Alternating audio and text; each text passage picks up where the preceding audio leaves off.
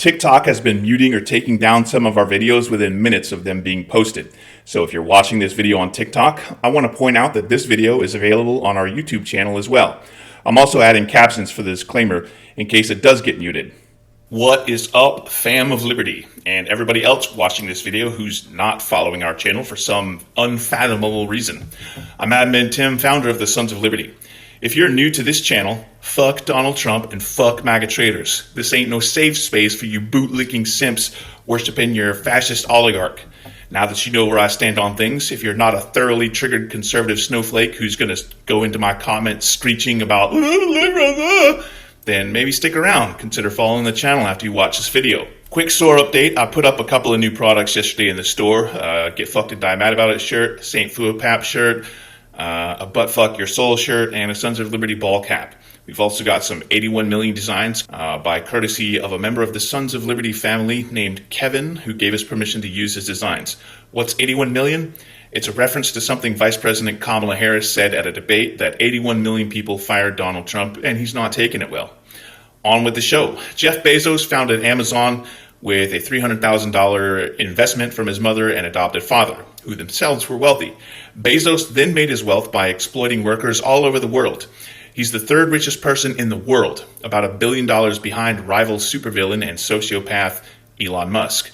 Bezos, whose wealth surpasses that of Mark Zuckerberg and Bill Gates, increased his wealth some $80 billion between 2023 and 2024. By comparison, Apartheid Andy only increased his about $15 billion. For the record, by the time of this video, Bezos is worth about $194 billion. In 2013, Bezos purchased the struggling Washington Post, or WAPO, for $250 million in cash. Yes, you heard that correctly. Bezos would spend about 3 years reconfiguring the WAPO's business model, and the paper began turning a good profit in 2016 thanks to online subscriptions. I wonder what else was newsworthy that happened in 2016. I think there was an election and an investigation into Russian election interference. A woman ran for president, and there was some investigation to her emails. I'm highlighting this specifically because under Bezos, the WAPO started making a lot of money by heavily reporting all of Donald Trump's various blunders and misdeeds and criminal woes. When Donald Trump first ran for president, he began to threaten that Amazon and Jeff Bezos and the WAPO would pay the price. When he was in office, Trump went out of his way to find ways to hurt Amazon and the WAPO to get back at Bezos for the unfavorable coverage in the Post.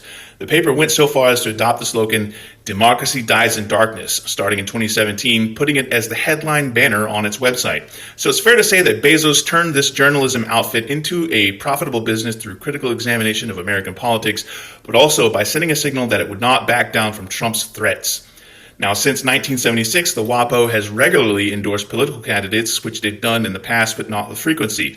The WAPO doesn't just endorse presidential candidates, but also candidates at the congressional, state, and local levels. The paper has endorsed Republican and Democratic Party candidates. So it stunned the entire fucking country when Jeff Bezos decided that 2024, they're not going to endorse any candidate. The WAPO has traditionally been ridiculed by MAGA cultists and Donald Trump in general. I guess democracy dies in broad daylight. I should also add, the WAPO is currently losing money and has had to cut features and staff. And granted, some of that comes from Americans with integrity choosing to boycott, but also some of that comes from the WAPO deciding that it would start to use AI to help generate articles, and a similar move from Amazon has also cost Bezos some money there as well. Bezos isn't the only filthy rich oligarch running a major media outlet who's decided to timidly refrain from endorsing a candidate. A billionaire named Patrick Soon-Shiong owns the LA Times. He made his money in biotech and stepped into the public eye in 2020 by writing an article for the LA Times reflecting on the murder of George Floyd, where he specifically called out America's centuries of racism. Soon-Shiong claims that choosing to endorse a candidate would cause further division. His decision, I will note, has seen thousands of subscriptions canceled in a span of days. Countless Pulitzer Prize-winning journalists have resigned, and that also includes over at the WAPO as well. Ironically, Soon-Shiong issued a statement saying that by canceling their subscriptions, it adds to the demise of democracy and the fourth estate. I disagree. The abdication of your journalistic responsibility and integrity and your cowardly capitulation in the face of Donald Trump's wrath is adding to the demise of democracy and the respect of the people toward the so-called fourth estate. By the way, if you're wondering what that is, well, actually, the term fourth estate or fourth power refers to the press and news media, both in the explicit capacity of advocacy and the implicit ability to frame political issues. So let's call this what it really is: cowardice. Bezos and Sun Xiong are terrified what Trump will do to them and their papers if he gets back into power. Amazon's business would be destroyed by the high tariffs that Trump is threatening to impose. And Bezos in particular has a ton of contracts with the US government, and under Trump, those contracts could be terminated. You know who else has a lot of government contracts? Their fellow supervillain, Elon Musk, whose company SpaceX contracts through the US military and intelligence agencies and provides Starlink satellite systems to government installations. Musk, an immigrant from South Africa whose family made his fortune during the racist apartheid era, exploiting black second-class citizens in the diamond industry, has a top-secret security clearance. Musk is now involved in Republican politics because Trump, who, by the way, is only worth about $3 billion, can clearly be bought, and Musk knows that Democrats won't have him in their camp anymore. Musk is seeking to continue to score federal contracts, and because high tariffs Trump has promised to place on Chinese imports would guarantee that Musk would have leverage in the electrical vehicle market. Oh, one more thing about Elon Musk. Musk has also been in regular contact with Russian President Vladimir Putin since late 2022. If nobody sees a fucking problem with a guy who has government contracts being personal buddies with the Russian president in a regime that is actively seeking to destabilize America as well as fuck with our politics, then I don't think you grasp the fucking seriousness of this situation here. Most of the power of authoritarianism is freely given. Individuals start to think ahead about what a more repressive government will want, and then offer themselves without being asked. A citizen who adapts in this way is teaching power what it can and can't do. The consent of the governed is a powerful weapon, and Nazi Germany convinced its own people to go along with its plans to suppress freedom. It was so effective that even German Jews embraced Hitler, perhaps blind to the danger, but more likely it was just that they were hoping that their meek compliance and consent would spare them. Now, in a previous but recent video, I called out the Trump supporters who are black, gay, trans, Hispanic, Asian, Muslim, etc. I very pointedly stated that nothing would stop them from coming for you when it's your turn. Just because you were complicit in helping them come to power doesn't mean that they're going to wave at your house as they drive your neighbors over to a nearby prison camp. Let's add rich people to that list, because running scared doesn't mean that you're safe now.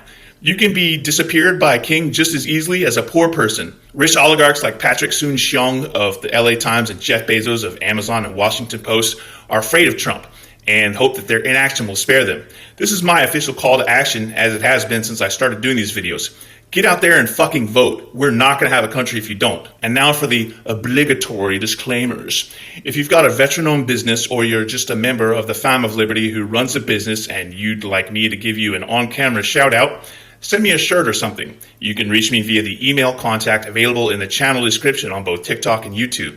If you like the shirts and the hoodie that I wear during my video, some of them, but not all of them, are available in the Sons of Liberty merch store, which is linked in the channel description. It's also in the YouTube video description, and it's in the throat punch that follows the end of every single video. And as noted, we've got some new merch coming. Some stuff is already there. Be the first to get yours. Are you a gamer? Well, even if you're not, you can hang out with the Sons of Liberty admin team on our official Discord, and just as I noted, the invite link is also listed in all those places that I mentioned earlier. And it really doesn't matter if you're a gamer. If you're not a gamer, that's fine. Discord has a lot of different functions that we can use. You can hang out, shoot the shit, keep us posted on breaking news, get updates from social media, and Discord happens to be the one place that social media companies can't censor our content. I mentioned starting a Patreon earlier, and I indicated that I had some problems. It looks like those have all been resolved, so I will be starting a Sons of Liberty Patreon to help fund some of our podcast ventures a little later on. I'm not sure yet what form that's going to take, but I'm planning on moving a lot of my rant content and your ability to interact and help me craft rants into Patreon for subscribers.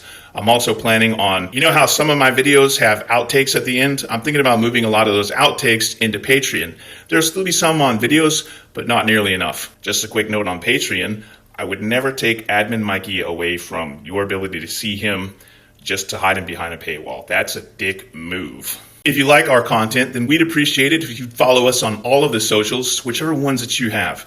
Yes, there is a Safe for Work OnlyFans. At least for now, it's Safe for Work. Might have a couple of collab partners for some spicy content later. Anyway, on YouTube and TikTok, we'd also appreciate it if you'd subscribe, like, and get notifications on our channel. It's a different process on TikTok, but if you're on TikTok, then you already knew that. And you can help us extend our reach by sharing our video content on all of our socials. And you can help us beat the algorithm by leaving us at least 7 words in the comments. Why 7 words, you might ask? Because someone determined that at least 7 words was the magic number for the algorithm to decide what your engagement is, and that is meaningful enough so it should start suggesting our channel to people who watch the same videos that you watch. That algorithm apparently works on most social media platforms, so be cognizant of that on other places. If anything that I said in my video upset you or otherwise offended you, I don't fucking care. You can lay your prayers and concerns at the altar of Saint Thuopap, from whose holy book we learned the lesson of Admin Tim 316. Get fucked and die mad about it. Hashtag not sorry, not sorry. 2 claps and a Rick. Woo!